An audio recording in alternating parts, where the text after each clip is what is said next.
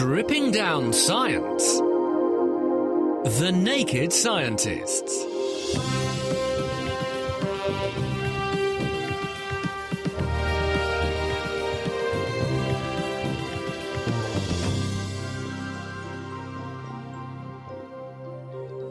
Can spiders spin webs in zero gravity? How are memories stored? And is it true that humans couldn't survive for more than 3 months on raw food alone? Those are some of the questions that we're getting through this week because it is Sunday the 23rd of September, and that means it's our Naked Scientists question and answer show. My name's Chris Smith, and we have a stellar lineup of luminaries here for you this week, including our psychology and brain expert Ginny Smith. Hello, Ginny. Hi there. And also physicist Dave Ansell. Hello, Dave. Hello. He's waiting in the wings.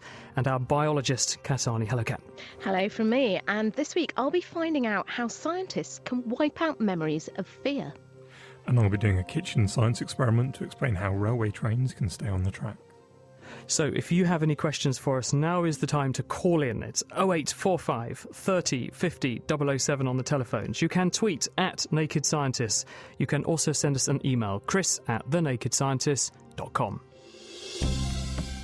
The Naked Scientists podcast is powered by UK Fast, the UK's best hosting provider. On the web at ukfast.co.uk.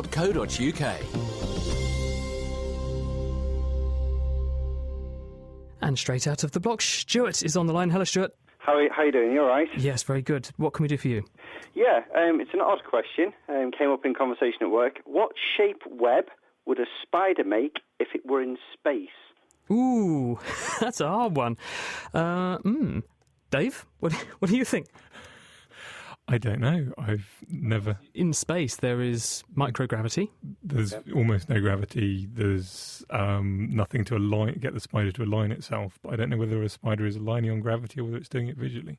Kat, your perspective? I reckon it might struggle to because don't they kind of fling themselves around and make their web, so I think it might struggle with that. And also I remember the study where they gave spiders different drugs and saw the effects on their web, so I wonder what would be the effect of spiders on drugs in space as well. OK, so you answered the question by asking another one. Well, I'm pleased to say Alan Boyd, who's working with us at the moment, he is as one of our interns, found a wonderful paper which is actually detailing this. NASA did do this experiment aboard Endeavour, the penultimate space mission using the shuttle. It went up last May, and I've got a little write-up which is in Wired magazine, so I'll just quote from this, because it says a pair of golden orb spiders called Gladys and Esmeralda were shot into space on Endeavour in May.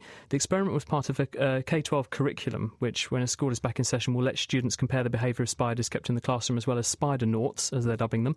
They say, on Earth, these spiders, which are Nephila clavipes, generally spin large circular webs, and they actually make webs that look like they've been chopped off at the top, so they have a sort of horizontal across the top. When they spun the webs in space, the spiders' webs ended up completely circular. The spiders, which use gravity to orient themselves, seem unsure about which way to face at times, say researchers at the University of Colorado at Boulder, who are behind the study. Golden orb spiders usually use gravity when building the long lines that radiate from the web's centre, occasionally letting go to drop to the ground. But when she lets go, Esmeralda, that's one of the spiders, doesn't have gravity to bring her down, so she just floats about instead of dropping. So I think, Stuart, the answer is that the pictures they've got on this article and from NASA's own website show spiders that do seem to make quite good webs, except they're very much circular. They don't have that horizontal across the top, so the spider appears to be able to compensate for the absence of gravity and still orientates itself. How interesting. I mean, obviously it's kind of... It's an odd one because you do think of it, it's a very 2D shape, and obviously now I'm thinking of 3D shapes in space like cocoons and things like that. I wonder if there would be other animals that would maybe struggle with trying to create thinking of the whole caterpillar to butterfly phase when they create the cocoon. I wonder if they'd struggle with that, because if they are using gravity to obviously return themselves on that downward loop, if they can't do that, I wonder what they would end up for. I wonder what strange shapes they would produce. Dave?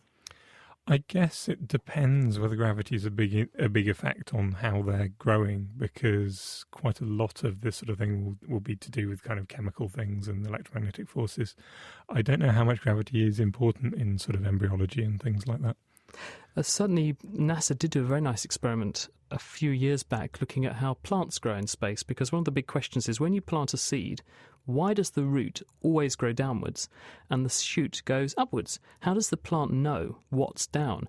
And it was an experiment done on the space shuttle that in fact proved it. Was on the Columbia mission, unfortunately the one that crashed, but the experiment survived and they managed to get it from the wreckage, and it revealed that in fact in plant cells what you've got are lots of tiny grains of starch bobbing around inside the cell, and under the influence of gravity they settle inside the cell, and as they settle they push on a structure called the cytoskeleton, which is a fine network of threads and connective tissue inside the cell that holds the cell together, and the cell can sense this, so it knows what direction is downwards.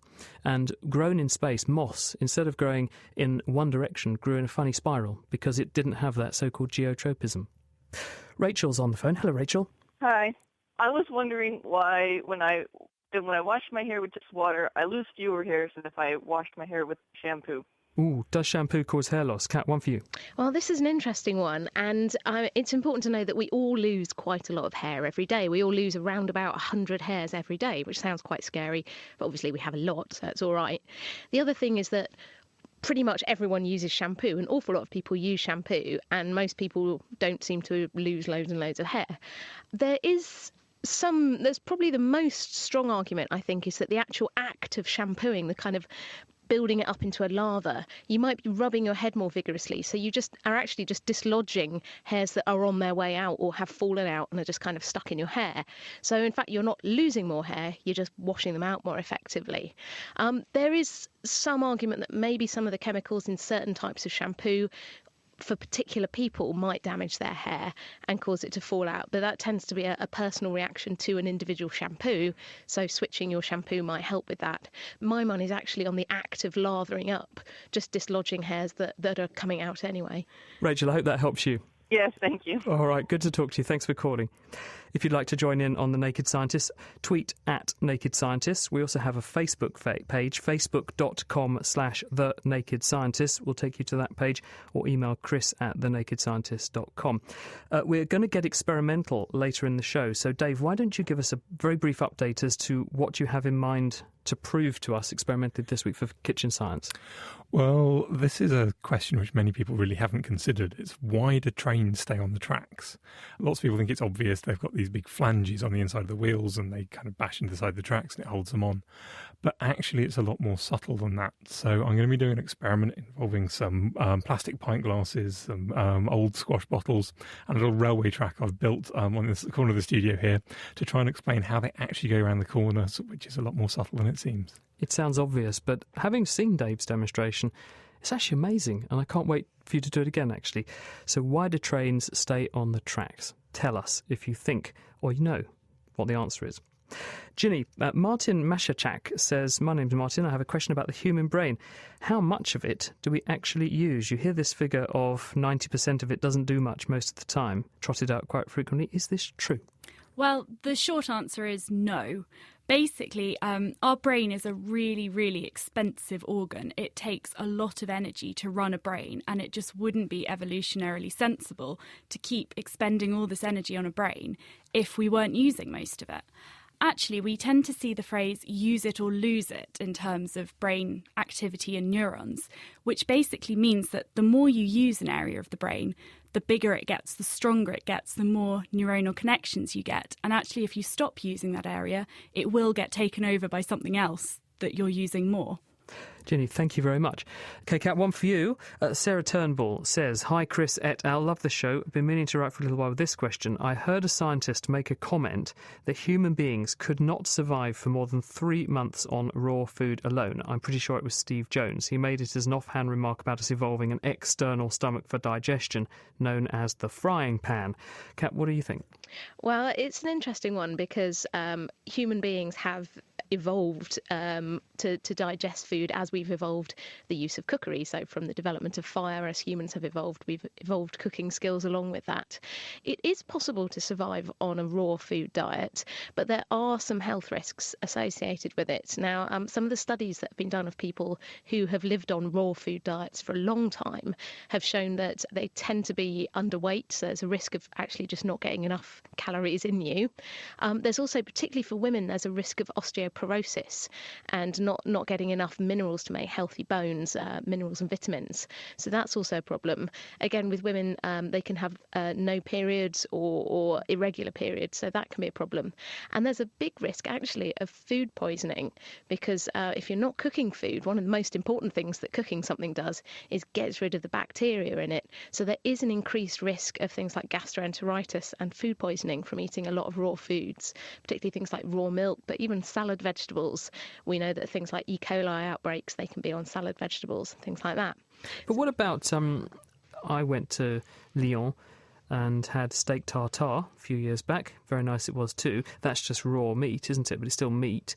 I don't think there's any benefit from cooking that apart from the one you mentioned about the fact that you're going to kill any bugs in it. And what about people from Japan, for instance, who eat enormous amounts of raw fish? Well, there's certainly a lot of raw foods that you can eat that will be perfectly good for you. Some of the people who go for raw food diets are also vegetarians, so they'll say, well, I don't want to eat anything from animals, or even vegan, which is it's really tough, I should imagine. I don't want to eat a vegan. No, don't want to eat anything from animals at all, so they would be vegans. Eating vegans, if they're raw, that would be part of a raw food diet, I'm sure. But yeah, you can eat some raw meats. You can certainly eat raw fish, and obviously all fruits, nuts, grains, vegetables, all of these kinds of things. If you eat them raw, then that will be part of a raw food diet. But there are some health risks attached to it, but people can certainly survive on it, yes. I don't know whether the original quote might have actually been meaning if people lived on a normal diet, they wouldn't and didn't cook it, they wouldn't last for 3 months, because I guess you need high quality food and you got to eat more of it. I think you do have to think quite hard about it if you're going to take up a diet like that. So we're giving this the official are we? Are we saying it probably is more myth than fact? I think you can definitely survive on a raw food diet as long as it's the right kind of raw food diet. Super. You're listening to The Naked Scientist with Chris Smith, with Ginny Smith. No relation there. Just a coincidence. Dave Ansell and Kat Arney. It's our Q&A phone-in this week. We're answering all of your science questions. Meanwhile, we are, of course, surveying the science news, and Kat Arney has her finger on the pulse. Kat, what have you got for us this week? Well, this week I spotted a really interesting story from the world of neuroscience. And stressful and scary situations like war, accidents, or even broadcasting live with The Naked Scientists do leave fearful memories imprinted in our brains. As these memories surface again, they can cause big problems for people in the form of conditions like post-traumatic stress disorder, that's PTSD. And writing in the journal Science this week, Thomas Agren and his colleagues at Uppsala University in Sweden have taken a big step forward in understanding how fearful memories get processed in the brain, which could actually lead to new ways to tackle the problems that they cause. Is it actually ethical to go scaring people in the lab? How do they do that? Well, it's not that nasty. They used quite a well-established psychology technique to give people fearful memories, and it's called fear conditioning. So they had 22 volunteers, and they show them an image on a computer screen and then give them a mild electric shock. The next day, they show the image to them again without giving them a shock, but it does trigger a fearful memory of the previous day's shock, and you can measure that by looking at changes in their behaviour and also at nervous reactions like sweat on their skin. Bringing back a memory is one thing. What about getting rid of it?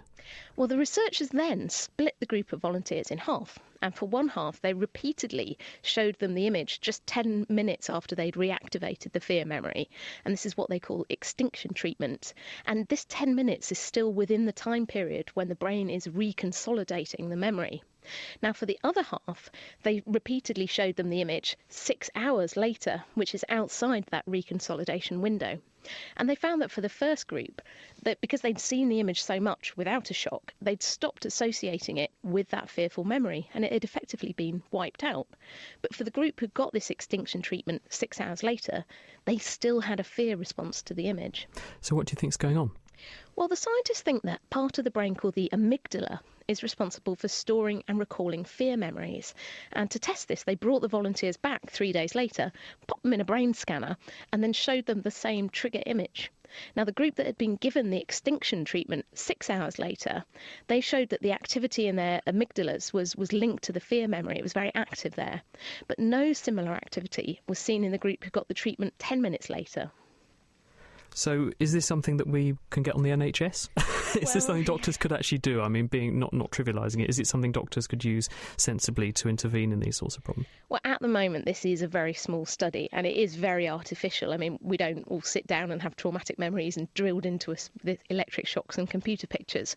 But the researchers have shown that they can intervene during this reconsolidation period for fearful memories and that this can help to get rid of them. Now, it's a long way from having a technique that doctors can use, but it's the first time that this kind of approach has been shown to work in people, so it is a good step in the right direction. Kat, thank you very much. This is The Naked Scientist. Dave Ansell, physicist, Ginny Smith, psychologist extraordinaire. I'm Chris Smith, and Kat Arney, biologist extraordinaire, are all here waiting for your science questions. We've got Eddie on the line. Hello, Eddie. Hello, Chris. Nice to speak to you. It's a pleasure. Go ahead. How can we help you? I have a question with regards to rain. I just want to know what happens to the salt content, because we know that rain obviously comes from the sea, it evaporates into the clouds, and obviously it's carried to the land, and then obviously it rains. But when it rains, you don't taste the salt. There's no salt in the rain. Yeah, lovely question. Thank you for saying it in, Eddie. The answer is that the sun puts energy onto the Earth's surface, and that includes the ocean surface. And every square metre gets energy at the rate of, on average, about 1 kilowatt, so 1,000 joules per second. And this gives energy to the particles of water in the sea. And dissolved in the sea are obviously some ions, sodium and chloride and lots of others as well. That's why the sea is salty. But the water molecules, although they are sticky and they stick onto other water molecules because they are what's called dipole molecules, when you give energy to the water molecule, it can escape when it has enough energy and break the bonds to the other water molecules, holding it into the water, and it can escape as water vapour. It isn't possible to give energy in the same way to the ions, or at least not sufficient energy to make them boil off and get into a vapour state like the water. And this is because they are charged, and that charge on them makes them a lot stickier, and they interact with other molecules of water and other ions in the water far more strongly than a water molecule does. So it's far easier for water to escape at the temperatures that we see than those other ion species. They then go up into the air as water vapour until they fall in temperature, and this enables them, when they also reach a certain height in the atmosphere and interact with other water molecules and dust particles and even dandruff actually in clouds, and they form little droplets, and then you have a cloud. And if you make that air get even colder, because for instance the air has to rise and the air expands as it rises and the temperature drops, then you get precipitation. The water comes out of the cloud, and because just fresh water went up into the air, there's only fresh water to come back out of the cloud, and as a consequence you get fresh rain. And that's why rivers and streams contain fresh water, but the sea is salty, because as the fresh water filters down through the land, it takes a small concentration of salts out of the land and out of the air too, back into the sea, where they slowly concentrate. And they're now at sort of steady-state concentrations, because if the sea were to become any more concentrated, other chemical reactions would kick in and remove some of the salt or some of the other things as minerals in a solid form. So the sea is sort of now at a steady-state level of concentration. Lovely question. Dave, here's one for you. Hi, Naked Scientists. Steve Caffin here, calling from Singapore. I would like to ask the Naked Scientists if they think we would be able to read data information stored on DVDs, hard disks and thumb drives in the future. This is assuming that we have advanced technology, but have somehow lost the historical records of the code or the computer language the data is written in. Keep up the great work, and I look forward to hearing your answer. So this is assuming that you've got the device, it's still in a perfectly working order, and if you had the thing to read it, it would be perfectly fine, but we've kind of lost all those. Could you work out what was on it in the first place? I think different ones are different difficulty. Something like a CD, which is, of course, sort of 1980s, if not 1970s technology. If you looked at it with an electron microscope, you'd see lots of little pits on it.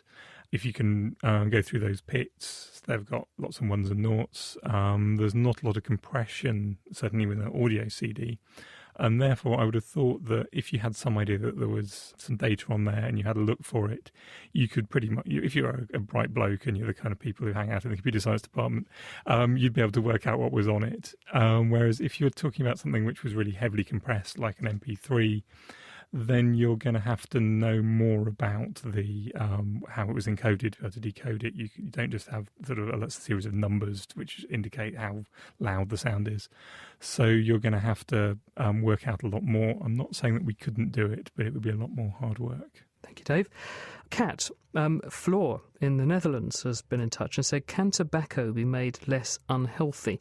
What Floor is referring to specifically is that some people bubble tobacco smoke through things like water, or of the view, in the opinion, that this will cleanse the smoke and make it less bad for you than just smoking a cigarette, for example.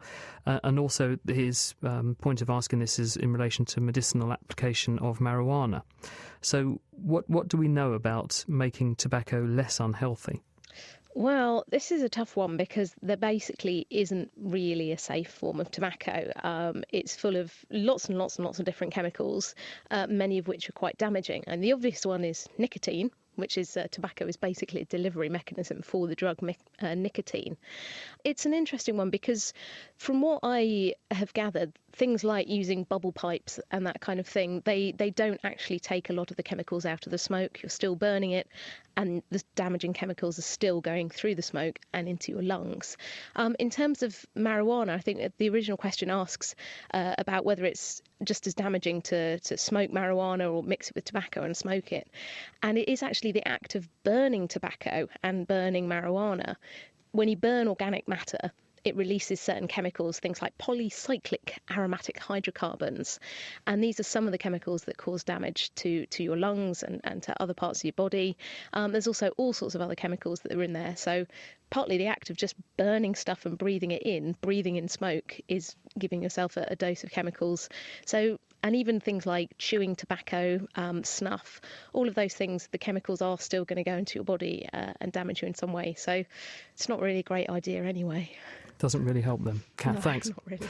Louise is with us. Hello, Louise. Hiya, Chris. Hiya, guys. Nice to talk to you.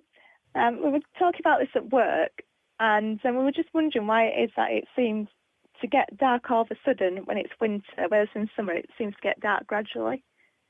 Yeah, I know the feeling. It's sort of doing that already, rather worryingly. Dave, what do you think? This is mostly to do with the rate at which the sun goes down over the horizon. If you think about the world being stationary and looking at the sun going past you, it sort of goes up and then it comes down and it goes up. And if you can sort of imagine it being below the horizon as it goes round you. Now, in the summer, then essentially the whole thing is kind of lifted up on the sky. So it goes up really high, then it comes down. It's starting to kind of flatten out as it goes below the horizon, and then it comes back up again. And it's rising and falling at relatively flat, which means it's kind of just below the horizon for a very long time. It takes a long time to get a long way below the horizon. It doesn't get dark very quickly. The same thing actually happens in the winter because you're looking at the sort of flat bits of this kind of wiggly sine wave near the top, and so it's not going down below the horizon very quickly. But at the equinox around now, it's at the steepest part of the when it sets, is at the steepest part of the curve, so it gets below the horizon the quickest. And the same thing happens in the equator; then it gets below the horizon very, very quickly, and so it gets dark much quicker at the equinoxes than it does in the midsummer or midwinter. I'd wondered about that, actually. I'd really noticed it. Louise, you're not alone, because I spotted this and I thought, gosh, it's suddenly getting dark very quickly. Does that help you? Yeah, it does. Thank you very much. Pleasure. Good to have you on the programme. And thank you too, Dave. Now, this week has seen the announcement of this year's Ig Nobel Prizes. These are the awards for science that make you laugh and then make you think, allegedly.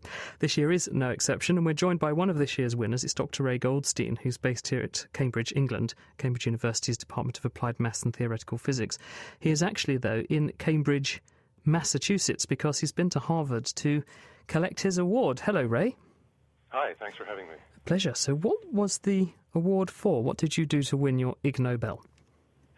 Well, the award was given to two separate groups. The first, myself, in collaboration with Patrick Warren, a research scientist at Unilever Research, and Robin Ball, a physicist at the University of Warwick, for explaining the shape of a ponytail. And the second half of the prize went to Professor Joe Keller at Stanford University, who explained the swing of a ponytail. Why? I mean, is this a big problem? It must be if someone like you is working on it. Well, The genesis of our half of the prize work is really at the Unilever Research Labs in the UK. As you know, Unilever is a global manufacturer of personal care products, including shampoos and conditioners, and for obvious reasons, therefore, they have great interest in the properties of hair. And for a number of years, scientists, including Patrick at Unilever, had been trying to understand difficult problems involving, say, the tangling of hair, and in general, understanding the properties of bundles of hair, as in a ponytail. And they reached out to me several years ago to join their team and to help them solve these kinds of problems. Now, I have to say, when I was first contacted by them, just like with the Ig Nobel Prize, I first laughed hilariously. I actually thought this was a Nigerian email scam or something like that. But I soon began to realize that there was very interesting physics there. And on my first visit to Unilever, a bunch of us were sitting around the table, and they were explaining to me the scientific questions they were after. And we were given what are called hair switches, which are commercial bundles of hair that are used to test shampoo and conditioner. They're about 25 centimeters long. They have about 10,000 hairs, and they're clamped at the top. And so, in fact, if you hold them vertically, it looks like a ponytail. And in trying to figure out how to get into this project of understanding the properties of large numbers of hairs, we realized that actually the shape of the ponytail was the right testing ground. That is, if we couldn't solve that problem and understand something that seems as simple as that, then we couldn't go any further. So we set ourselves the task of trying to explain the shape of a ponytail. Is it tricky? Because when you're dealing with a ponytail, you have lots of individual hairs, and they all have their own behaviour as a material, and they're all interacting with each other, which means that there's not just one type of behaviour, the individual hair, it's the behaviour and how that behaviour influences the behaviour of all the other components in the ponytail. Exactly. So we now understand, and historically much of this was understood as well, that there are at least three main features that matter for this problem. The first two are easy. Hair has elasticity. It resists bending, and so it tends to remain as straight as it is isolated. Hair also has weight, so gravity pulls it down, and that would tend to make a collection of hairs just hang vertically. But most importantly, hair has random curvatures or meanderings, and it's accounting for that. And as you said, this is a problem involving large numbers of individual and distinct interacting objects, and that's where the difficulty lies in the theory. And so we borrowed some tricks from other areas in physics, in particular the study of fluids and the study of electronic systems, where there's the notion that all of this complicated randomness could somehow be accounted for if one knew just a few average quantities of the hair bundle. That is, instead of keeping track of 10,000 hairs, we'll just keep track of, say, the local orientation of the filaments in a bundle and just the local concentration of them, the number per unit volume. And so we formulated a theory using that idea that the effects of the randomness was some as yet unknown function of these quantities. And after a lot of crank turning, theoretically, we came up with an expression which we call the ponytail shape equation. But hair comes in lots of different flavours, doesn't it? Or at least you've got people who have Chinese hair, which tends to be quite different in characteristic than people who are, say, blonde and have that very fine wispy hair, like my son, for example.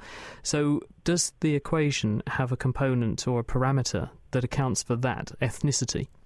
Exactly. It turns out that this pressure, the magnitude of this pressure and the scale of radius of the ponytail at which the pressure disappears is very crucially dependent on the average squared curvature of the filaments and their stiffness. So it's basically like a spring. If you have a curly piece of hair and you were to flatten it between two sheets, you'd have to do work to compress it. And so the more curly the hair, the more work you have to do, the greater the pressure pushing out. So in principle, there's a way of sort of cataloging different types of hair by the pressure with which they push out of a bundle. Does that mean then that now if you take that equation, you can model hair much more accurately, and so computer games designers, people making Hollywood movies where they don't want to pay extras, they can pay a computer instead, can make much more lifelike and realistic renditions of hair, which I understand has always been a major headache prior to now? It has been a major headache, absolutely, and there are lots of groups that have made wonderful progress on this, including a particularly interesting work in Paris. But the incorporation of this bundle effect is something which we think could be an exciting new twist on this that could actually make things much more realistic. And we hope in the future to be able to think about that as well as about what might be called the haerodynamics problem, that is how hair interacts with airflow. as in when you wave your head or you're in the wind. So how did this go down in front of the Ig Nobel ceremony? You had 1.5 minutes to tell the story, didn't you?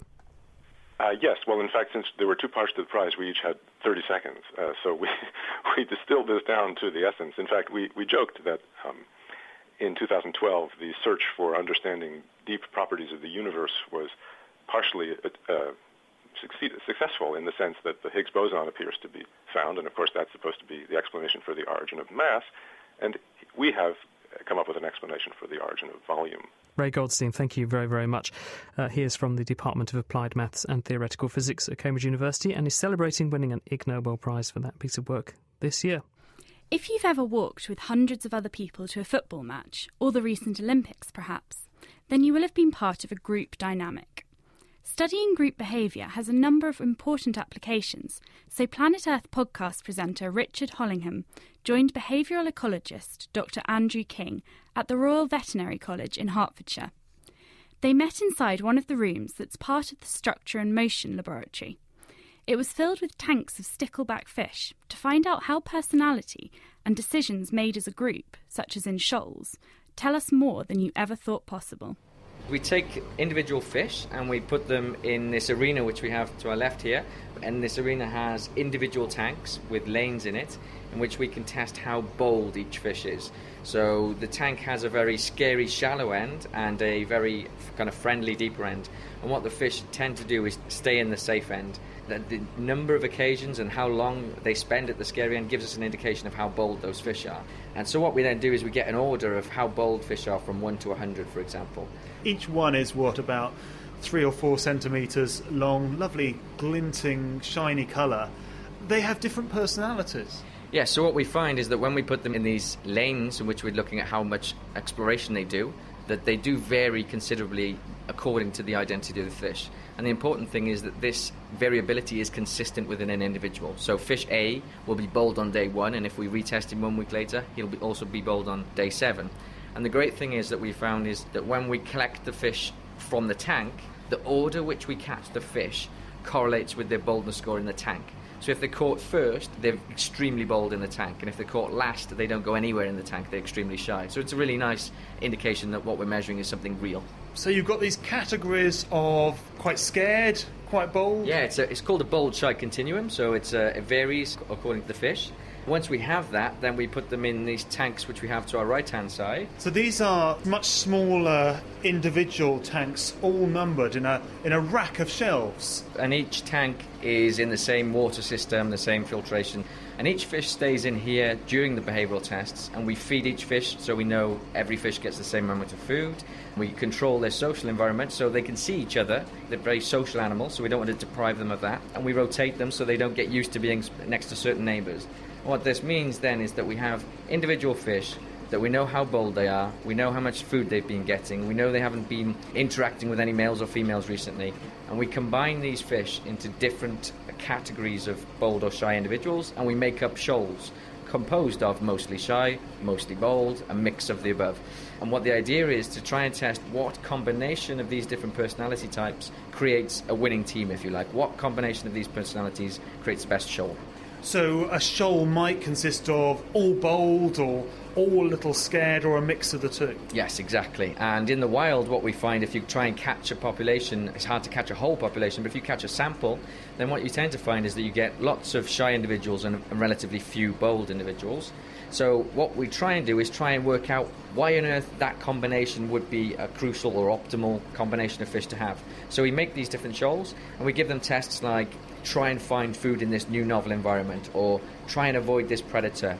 And then we see which of these different shoals performs best. Now, is this really to just understand shoaling, understand the process by which fish move as a mass? One aim is to understand exactly how those individuals shoal, what rules they're using, how they follow fish. Are they following all of their neighbours, 1, 2, 4, 5 neighbours? And that relates to a lot of work in kind of flocking animals and shoaling fish and flocking birds. But the other thing that we want to try and work out is if animals have this personality, why on earth is it adaptive? Why should you vary? So this is trying to get to the grips of it might be beneficial when you combine all these individuals do better by pairing up with those which are different from them. Why do this? I mean, it's interesting, but what's the point of it? From a pure behavioural ecology perspective, we want to understand the evolution of these personality differences. But from a broader perspective, I also do work with human groups and different ungulates and primates as well, and to try and work out what combination of personality types and characteristics make a winning team is of interest for economists, basically anyone who's interested in information sharing and group kind of societies. Maybe it's a little bit of a jump, but it works surprisingly well across these different species. That's incredible that there are basic rules, or this suggests there are basic rules underlying the way fish or higher animals or us interact. Definitely, and one of the things that keeps emerging from my research is leadership and followership. There's two social roles that these individuals adopt, and there are surprisingly common principles across many different species, from fish to birds to humans to ants. Andrew King from the Royal Veterinary College on the fascinating applications of studying bold and shy fish. That report was from Richard Hollingham, and you can hear a longer version of that interview on the Planet Earth podcast. To find that, simply follow the links at thenakedscientists.com/planetearth. From protons to photons and gluons to muons, The Naked Scientists. Science that's fundamentally more fun.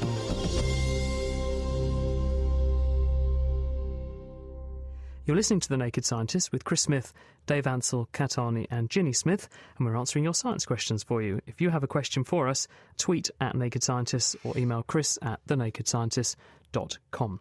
Let's talk to Christina. Hello. Hello. What can we do for you? Basically, I just have a question. It's possibly a bit complicated. When it came to a friend of mine who's a farmer, talking about the UK badger cull and the badger TB crisis, I couldn't quite get my head around all of the different arguments. Would it be possible for you to explain the science behind why we need the cull and what ways we could help both the badgers and the farmers? Okay, so this is a very complicated and very emotive issue, and it mixes science, cute furry animals, commercial interests and politics. And with these kind of complicated issues, there's obviously no real simple answers to it. Now, the government are proposing a badger cull in England that could see as many as 100,000 badgers killed, and that's a third of the national population. So that's quite a big thing and not great if you're a badger or someone who loves badgers. Now, on the farmers' side, they're arguing that the wild badger populations harbour the bacteria responsible for bovine TB, and this is a germ called Mycobacterium tuberculosis. Now, it's very closely related to human TB, and it can also cause TB in humans, although it's a very low risk. You really have to get very close to cows with it. But it is a big problem for cattle farmers, and it's responsible for a huge number of animals having to be destroyed every year. There is some evidence it can get into milk, but the thing is, if you pasteurise milk, then that's absolutely fine and there's no risk to consumers. But they say that badgers do spread the TB germs around through badgers' urine and faeces, and cows only need to pick up a relatively small dose of bacteria to be infected. So in theory, getting rid of badgers would stop them bringing TB onto farms, and it would protect cows, and it would protect the farmers' interests and the money that it costs to control TB and all this kind of stuff, and that would be great. Now, on the other hand, there's a lot of people who say that a cull will not be effective. Now, there was a big randomised trial of badger culling, and it showed that culling is only really going to make a small difference to TB infections in cows, and it might actually make the problems worse. Because if you start disturbing badgers and try to kill them, they'll scurry away into other locations. And also, if you do manage to kill a lot of them, then you have all these empty badger sets that could potentially be infected, and then new badgers will come in, start interacting with the population there, and it's just going to spread and potentially could get worse. There's no way of telling whether like a random badger has TB or not. So they're proposing that you just shoot badgers on sight. So the problem is you're not selecting between healthy badgers and diseased badgers. So that's a problem. And there's also a public risk of having people out at night with shotguns. Again, it's not a great idea. Now, the only way that it could work to do a cull would be you'd have to kill a huge number of badgers in a very big area, at least 150 square kilometres, in a very short time. So that's at least in 2 weeks, in less than 2 weeks. Now, this is going to be very difficult and very expensive. It's not going to completely reduce TB outbreaks anyway in cows, and it would cost farmers probably more than they would lose from bovine TB.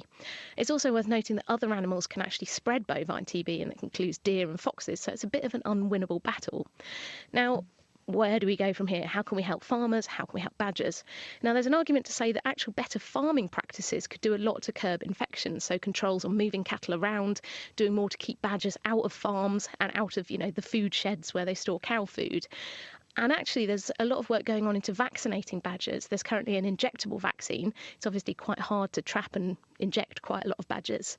But there are proposals that really should be worked on an oral vaccine for badgers, so you could leave it out in their food. And that would probably be a really good way forward without having to kill lots of them. Thank you, Kat. Where do you stand on this, Christina? I've no idea. I want the best for the farmers and also for the badgers, if possible. I mean, obviously the vaccine would be a good idea if it were viable, but I understand it's very expensive and it only really works if you vaccinate badgers who don't already have TB. Quite, and that's the point, isn't it? Because we just don't know which badgers are bad badgers and which are good badgers, and therefore need the vaccine and those that don't. So it's very, very difficult. Precisely, yes. Well, it's a very good question. Thank you for raising it. It's a very important issue, and thank you, Kat, for that very comprehensive answer. That was Christina. One for you, Ginny. Another Christina, says, as a teacher, I'd like children to understand more about how learning happens, the biological basis, and I've been fascinated to grasp the physical manifestation as my education focused on neurotransmission of learning as actual formation of connections between nerve cells. So could you tell me a little bit more about how memories are actually stored in the brain? Well, memory is a really interesting area because it isn't just one distinct thing. We have lots of different types of memory. So a distinction that most people probably know about is short-term versus long-term memory. So your short-term memory allows you to remember around 7 things for a short time. So say you look up a phone number, you're trying to remember it, you'll tend to repeat it to yourself. And this is actually how the brain works for your short-term memory. It's basically repeating the thing over and over again. So I'm sure everyone's had the experience of looking up a mobile number, getting distracted and completely forgetting it and having to look it up again. And that's because your short-term memory can only store these things as it's repeating it to itself, basically. But what's actually happening when I'm going from that repetition where I know it and don't, whatever you do, say any numbers while I'm trying to remember the phone number because they will interfere, between that and then I know it's in my brain and I can call it up whenever I want to? What's actually physically happening? So that's the change from short-term memory to long-term memory. And that involves an area of the brain called the hippocampus, which consolidates your memories and takes them from the short-term memory to the long-term memory. And that's generally done by repetition. And we think that basically you're forming new synaptic connections. So you're actually connecting new cells in your brain. And the more times you go over this same piece of information, the stronger that connection becomes and the more likely it is to be stored permanently. And it actually links with what we were talking about earlier when we were talking about reconsolidation. So you can only reconsolidate a memory once it's been consolidated for the first time. And the more times you reconsolidate it, the stronger it becomes if it's the same memory, and that's how you can influence it. So if you practice change does it make perfect. Exactly. It's all about repetition, repetition, repetition. Don't we know it? Ginny, thank you. Here's an interesting one. Hi, this is Lisa Marie in Taos, New Mexico. This is kind of a strange question, but I was wondering why my voice sounds so different on a recorded device than how I think I sound.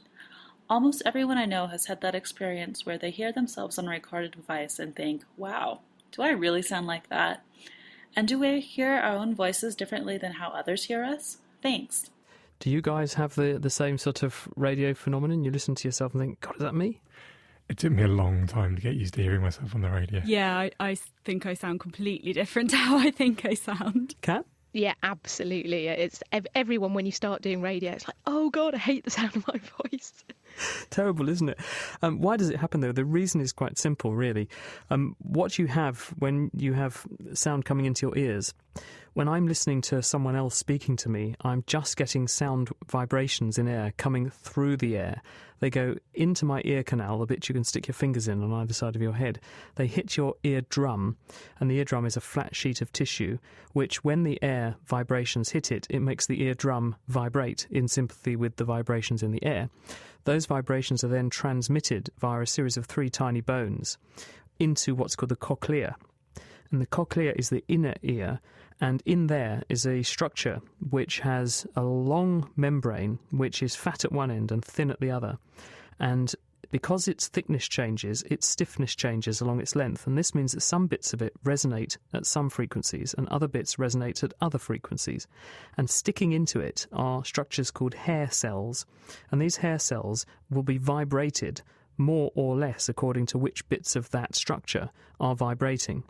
And the vibrations transmitted into the hair cells make the hair cells become electrically active, and when the cells are electrically active, they fire off impulses into what's called the auditory nerve, and that then sends a signal down into the brain stem, and then it gets projected onto the part of the brain that decodes your ability to hear.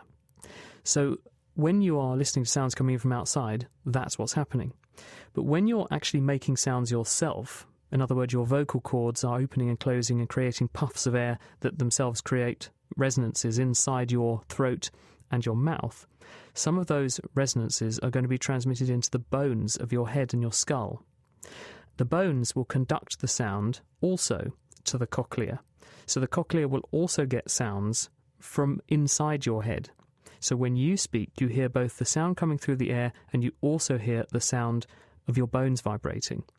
And that is why when you speak yourself, you think you sound different to what you sound when people play something back of having recorded you earlier. Because what you're actually hearing is the two sounds superimposed. When you hear the recording made outside your head, that's the pure sound of what you really sound like. And yep, believe you me, it's pretty painful to listen to because it's very much a sort of self-conscious thing. Ginny?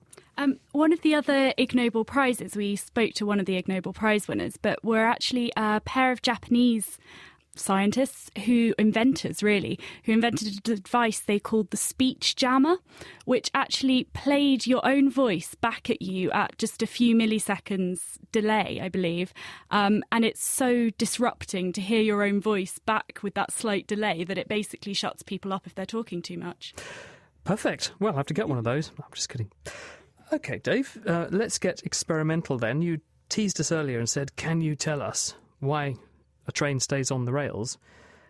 You said that this sounds simple but is more subtle than that. What's the problem then? Well, the obvious way that people think trains stay on the rails is that a train wheel has got a flange on the inside, so a bigger disc on the inside. And when this kind of bumps into the rail, then it kind of turns the wheel around a bit and it carries it going on in a straight line. And this does happen sometimes. It actually happens on toy trains. So toy trains, the corners are very, very sharp and they work like that. And also, if sometimes you go around an incredibly sharp corner, so sometimes on points, or I know there's one somewhere just sort of south of the river in London, and you go around a very, very sharp corner and it makes this horrible squealing noise. Yeah. Going around the corner like this, the flanges are kind of grinding against the inside of the rail. It makes a horrible, horrible noise. And you do get round, but it's not something you want to be doing at 100 miles an hour. Do trains have differential like cars do? They don't. They actually have a completely solid axle with the wheels attached absolutely solidly. So you get the problem when you go around a corner that the outside wheel should be going further than the inside wheel. And they're both turning at the same rate. So you really want the outside wheel to be bigger than the inside wheel. Not trivial to achieve. And is that part of the reason why also, when you go around a very sharp corner, you would get a problem? Yeah, you will also start getting slipping. One wheel's got to slip. They do actually, in order to reduce the noise, they kind of inject grease onto the rail just before the train goes in. But it still doesn't work very well and it makes a horrible noise. Usually history provides an interesting narrative or a solution in this circumstance. So what does history tell us about the early railway engineers and how they encountered this problem? Well, this was certainly a problem. They started off making horse-drawn railways, so in the kind of 1820s and early, back in the 18th century, they started off with wooden rails and they started going on to steel rails, and they had this problem trying to keep things on the rails. They started off by putting flanges on the wheels, or sometimes even had flanges on the rails, so you'd have a normal straight wheel and it'd be running along. So you've got simple cylindrical wheels with flanges, and I've got a model here to show you what happens with a cylindrical wheel. So I've got a slightly sloping board, and I've got two rails, which I've made out of two pieces of pipe insulation, just sort of foam tubes. And I've got various different wheels I can roll down it. It's also got an aesthetic curve. Is that by design? It's a bit of both. It sort of happened by accident that my pipe insulation has been sitting in the loft of my garage for a long time and bent a bit, but it's also convenient because a straight piece of railway is easy to stay on. A bit of a curve adds a bit of challenge. So we're looking for your surrogate railway wheels to actually follow the curve as it goes down. That's the idea. So I've got a straight cylinder here, which was originally a squash bottle. I've chopped the top off. And if I try rolling this down... Well, there's absolutely no mistaking that. I mean, within seconds it was off the rails, quite literally. Exactly. It starts off going in a straight line, and as soon as the rails curve out the way, it falls off. Now, as people started to make railway wheels by casting them rather than making them like an old wagon wheel, they tended to be slightly conical in shape. This is because if you want to get it out of a mould, it's a lot easier to get a cone out of a mould than a cylinder because everything kind of gums up.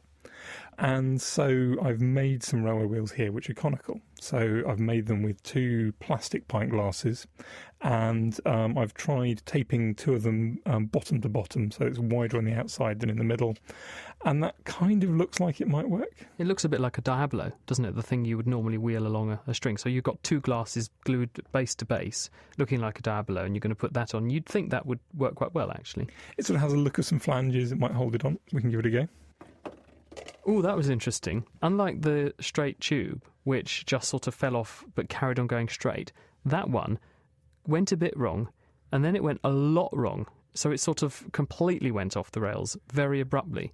It sort of went in the opposite curve to the one which the rails were going on. And in the opposite direction, yeah. So it went off in the wrong direction. So this is because as soon as it goes slightly wrong, you have got one wheel a different size than the other. But the one which is pushing it away, i.e. in the wrong direction, is the bigger one. Yeah, so the one on the inside of the rail curve is now bigger than the one on the outside of the rail curve, so it actually turns in the wrong direction, and it goes around a beautiful corner, but off into the woods. So that gives a hint as what the right answer is, and that's to put your 2 cones together with the wide ends together. So I've taken the 2 glasses and taped them together with the wide ends together, and so you've got 2 cones going away from that. We'll give that a go. Beautiful. It just follows the curve perfectly.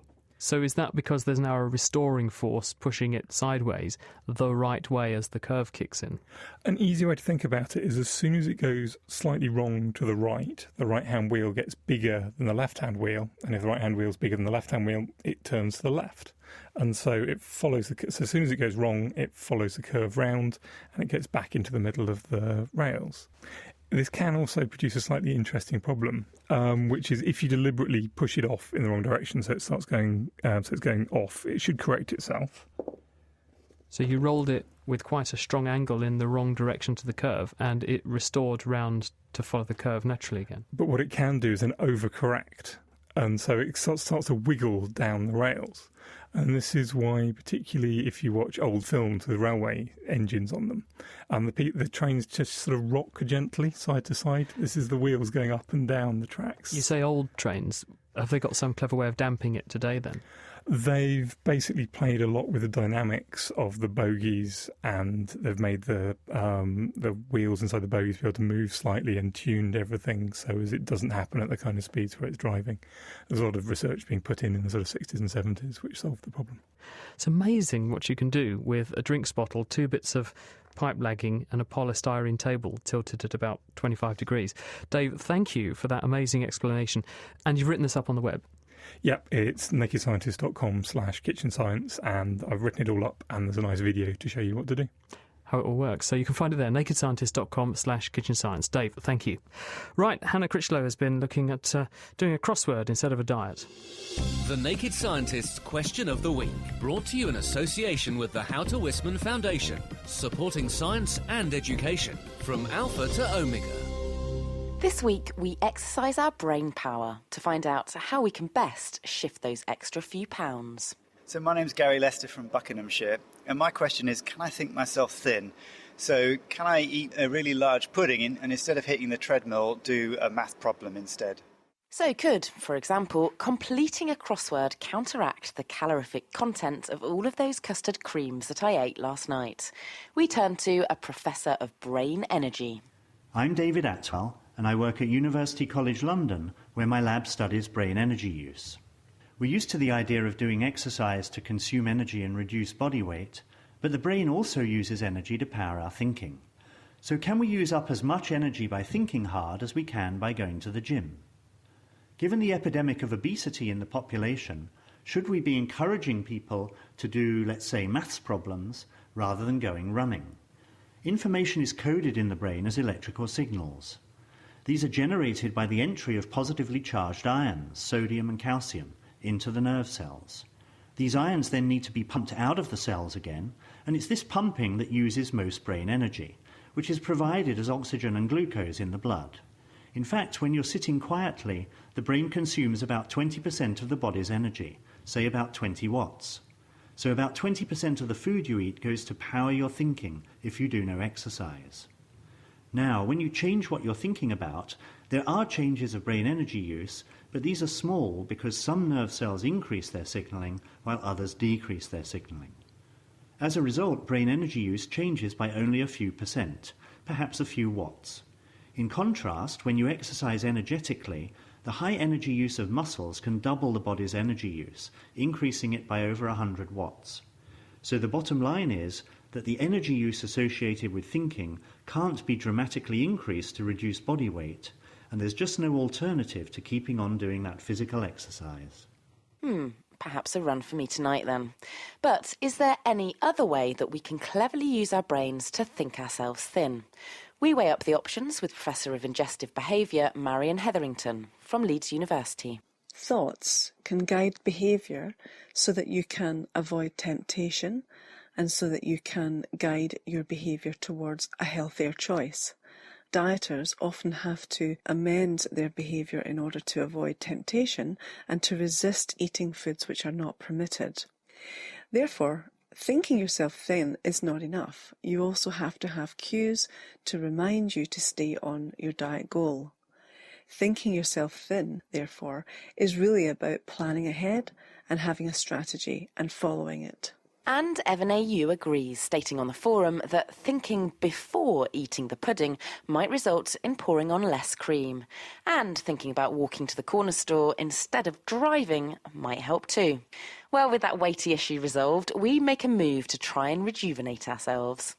Hi, my name is Casey Farah, and I've been feeling a little bit old recently. I was trying to reverse this, and I wondered, would a self-bone marrow transplant reverse the aging process? Thanks. So, could infusing yourself with stem cells from your own bone marrow reverse the aging process to help us all look and feel younger for longer? Send us your thoughts. You can tweet at Naked Scientists, write on our Facebook page, email Chris at thenakedscientists.com, or join in the debate on our forum, which is at nakedscientists.com/forum.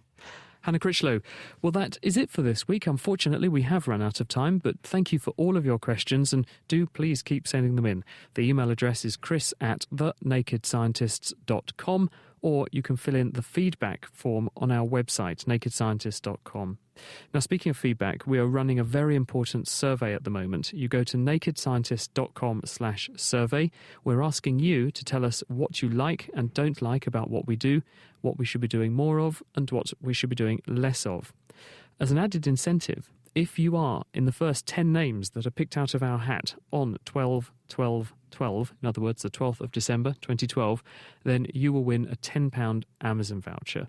So please fill in the survey. It will be enormously helpful to us and to Diana O'Carroll, who is actually doing her PhD on how people consume programmes like this, so you'll be helping real research as well. nakedscientist.com/survey, and you have until 12/12/12 to get your name in the hat to win £10 worth of Amazon vouchers. Thank you very much to our production team, Ben Valsler, Martha Henriquez, Alan Boyd, Hannah Critchlow and Tom Simpkins. Join us next week to find out about the ageing process and dementia. Until then, thank you for listening and goodbye. The Naked Scientists podcast comes to you from Cambridge University and is supported by the Wellcome Trust, the EPSRC, the STFC, the Natural Environment Research Council and UK FAST. For more cutting-edge science, join us online at nakedscientists.com.